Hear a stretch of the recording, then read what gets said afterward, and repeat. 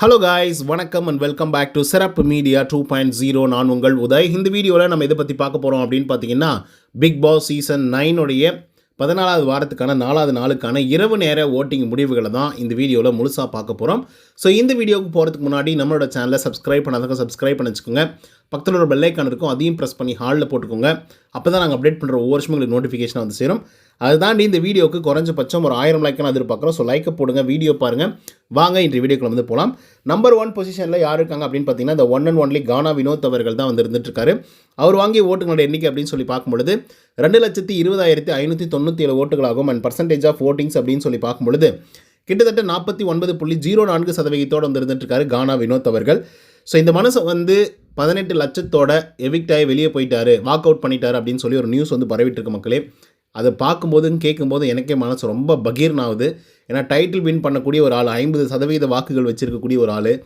So அவர் வந்து இப்படி பண்ணிட்டாரு அப்படின்ற ஒரு வருத்தம் வந்து இருக்குது. நீங்கள் எப்படி ஃபீல் பண்ணுறீங்க அப்படிங்கிறத கமெண்ட்ஸில் சொல்லுங்கள். ஆனால் இது கன்ஃபார்ம் கிடையாது, ரூமர்ஸ் தான். பார்ப்போம் என்ன நடக்குது அப்படின்னு சொல்லி. 2வது இடத்துல திவ்யா கணேஷ் வந்து இருக்காங்க.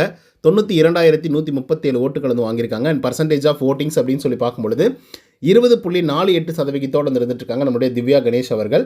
ஸோ இவங்களை பற்றி சொல்லணும் அப்படின்னு பார்த்தீங்கன்னா, இன்கேஸ் நம்ம கானா வினோத் அவர்கள் வந்து எவிக்ட் ஆகி வெளியே போயிட்டார், பணப்பொட்டியோடு வெளியே போயிட்டார் அப்படின்னா கண்டிப்பாக திவ்யா அவர்களுக்கு தான் வந்து டைட்டில் கொடுக்கறதுக்கான வாய்ப்புகள் வந்து இருக்குது. பார்ப்போம் அது என்ன அப்படின்னு சொல்லி. 3வது இடத்துல யார் இருக்காங்க அப்படின்னு பார்த்தீங்கன்னா, சபரிநாதன் வந்துருக்காங்க. அவங்க வாங்கிய ஓட்டுகளோட எண்ணிக்கை அப்படின்னு சொல்லி பார்க்கும்பொழுது கிட்டத்தட்ட 66,919 ஓட்டுகளாகும். அண்ட் பர்சன்டேஜ் ஆஃப் ஓட்டிங்ஸ் அண்ட் அப்படின்னு பார்க்கும்பொழுது 14.88% இருந்துட்டுருக்காரு சபரிநாதன் அவர்கள். ஸோ எனக்கு தெரிஞ்சு இவர் வந்து மேபி செகண்ட் ரன்னர் அப் ஆகிறதுக்கான வாய்ப்புகள் வந்து இருக்குது. நான் கானா வினோத் இன்கேஸ் எவிக்டாக வெளியே போயிருந்தார் அப்படின்னா. ஆனால் இந்த மாதிரி நியூஸஸ் எல்லாம் வந்துட்டுருக்கு மக்களே ஆரம்பத்துலேருந்தே. பட் அதெல்லாம் எதுவுமே வந்து நடக்கலை இது வரைக்குமே. ஸோ இதுவும் நடக்கக்கூடாது அப்படின்னு சொல்லி லிட்டரலாக நான் வந்து வேடிட்டுருக்கேன். பார்ப்போம் என்ன நடக்குது அப்படின்னு சொல்லி. 4வது இடத்துல வந்து விக்ரம் வந்திருக்காரு. 43,625 ஓட்டுகள் வந்து வாங்கியிருக்காங்க.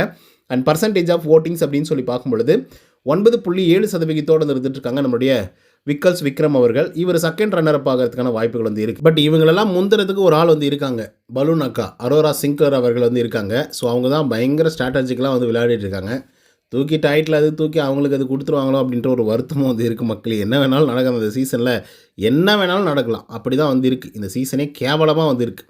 5வது இடத்துல சாண்ட்ரா அவர்கள் வந்து இருக்காங்க. 26,526 ஓட்டுகள் வந்து வாங்கியிருக்காங்க. அண்ட் பர்சன்டேஜ் ஆஃப் ஓட்டிங்ஸ் அப்படின்னு சொல்லி பார்க்கும்பொழுது 5.9% இருந்துட்டுருக்காங்க சாண்ட்ரா அவர்கள். ஸோ இவங்களை பற்றி ஒன்றும் சொல்கிறதுக்கு இல்லை. இந்த வாரம் அவங்க மணி பாக்ஸை இவங்க எடுத்திருந்தாங்க கூட நல்லா இருந்திருக்கும். எவிக்ட் ஆகி வெளியே போயிருந்திருப்பாங்க. ஸோ அட்லீஸ்ட் பணத்தோடையாவது வந்து வெளியே போயிருந்திருப்பாங்க. இப்போ பணமும் இல்லாமல் இவங்க டைட்டிலும் ஆக போகிறதில்ல. சொல்ல முடியாத மக்களே, இவங்களுக்கு தூக்கி டைட்டில் வந்து கூட கொடுத்தாலும் கொடுப்பாங்க. ஏன்னா அப்படி தான் நடந்துட்டுருக்கு. இவங்களுக்கு எவ்வளோ ஃபேவர் வந்து நடந்துட்டுருக்கு அப்படின்னு சொல்லி நம்மளால் வார்த்தைகளால் வர்ணிக்கவே முடியாது. ஓகே மக்களே, கமெண்ட்டில் எது வந்தாலும் பதிவு பண்ணுங்கள். நன்றி, வணக்கம். வருத்தமாக இருக்குது எனக்கு.